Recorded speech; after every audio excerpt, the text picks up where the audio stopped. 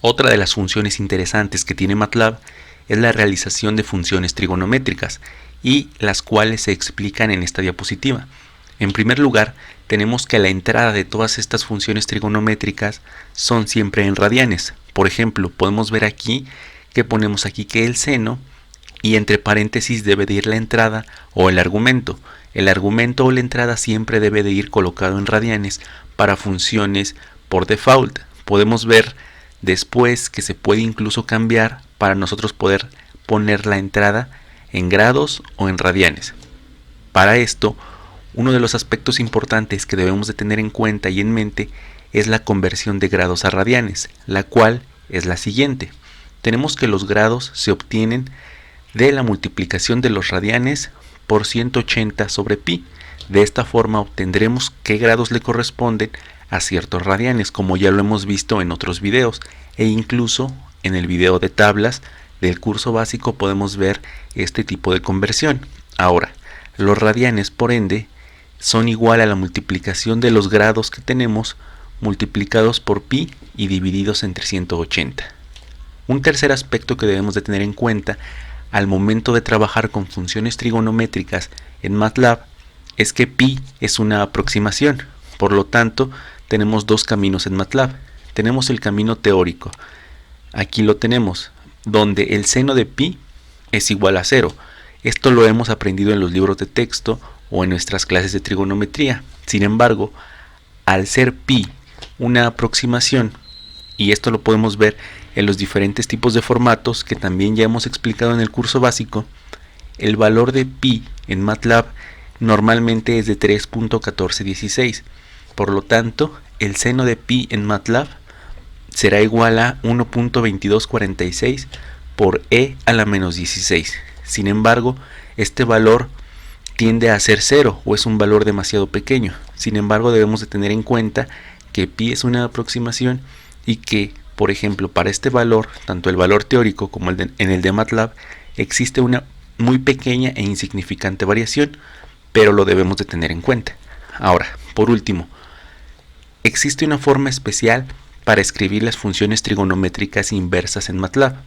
Tenemos que la forma correcta es como lo tenemos aquí, donde tenemos que la variable a es igual a sin, que significa arco seno de la entrada x. Y la forma incorrecta, si nosotros queremos obtener por ejemplo el seno inverso, es colocarlo de esta forma, como a igual a seno a la menos 1 de la entrada o argumento que sea x. La forma correcta es colocarlo así. Entonces, tanto para el seno, el coseno y la tangente, así es como se deben de colocar las funciones trigonométricas inversas. Dentro de las funciones trigonométricas en MATLAB existen diferentes tipos de funciones, tanto las funciones inversas, las funciones hiperbólicas, las hiperbólicas inversas y las funciones que podemos manejar en grados.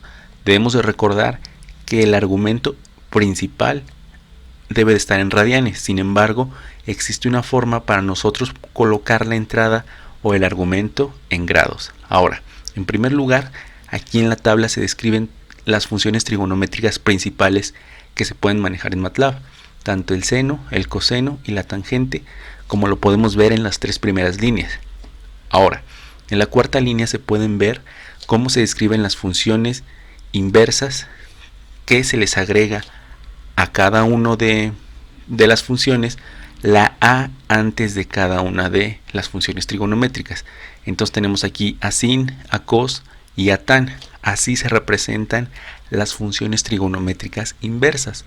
Ahora, en el siguiente caso tenemos las funciones trigonométricas hiperbólicas, las cuales se les debe de agregar la letra h de hiperbólica al final, tanto al seno, al coseno y a la tangente. Y de esta forma obtendremos las funciones hiperbólicas para las funciones trigonométricas. Ahora, para las funciones hiperbólicas inversas no es distinta la situación, simplemente debemos agregar a la línea anterior una a y así obtendremos las funciones hiperbólicas inversas, y todo lo que hemos mencionado hasta aquí es en radianes, como lo podemos ver al final de cada descripción. Todo esto, su entrada o argumento está en radianes.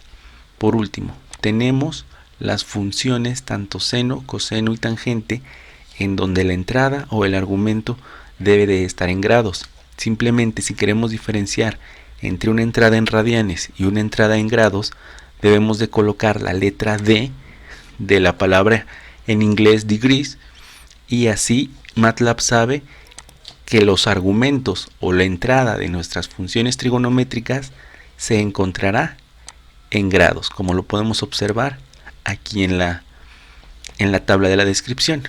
Por último, se tiene la siguiente función, en donde se le agrega una a cada una de las funciones trigonométricas y una d. Sin embargo, esta encuentra las funciones inversas de x, pero imprime el resultado en grados. Es decir, es similar a esta función, solamente que esta función la imprime en radianes y esta función la imprime en grados. Sin embargo, aquí en ambas la entrada es en radianes y la única en donde la entrada debe ser en grados es esta. Entonces, esta es un resumen de las funciones trigonométricas que contiene MATLAB.